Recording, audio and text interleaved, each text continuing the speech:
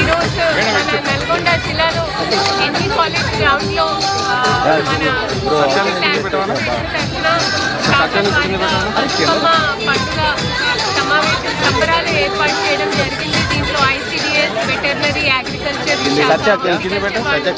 పాల్గొన్నారు.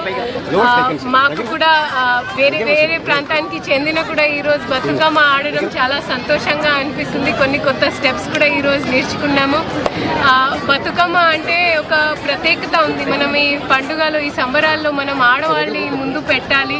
ఈ అంతా ఆడబిడ్డ పండుగ కాబట్టి దీని వెనుక ఒక చాలా పెద్ద మెసేజ్ ఏంటంటే, మన ఇంట్లో ఉన్న లక్ష్మి కానివ్వండి, భార్య కానివ్వండి, అక్క చెల్లెలు కానివ్వండి, మనం సంవత్సరం అంతా మన ఇంటి కోసం ఆలోచిస్తూ ఉంటాము, మన ఫ్యామిలీ కోసం ఆలోచిస్తూ ఉంటాము. కానీ ఈ 8-10 రోజు ఇంట్లో ఉన్న ఆడబిడ్డ, ఇంట్లో ఉన్న లక్ష్మిని మనం ముందుగా పెట్టాలి.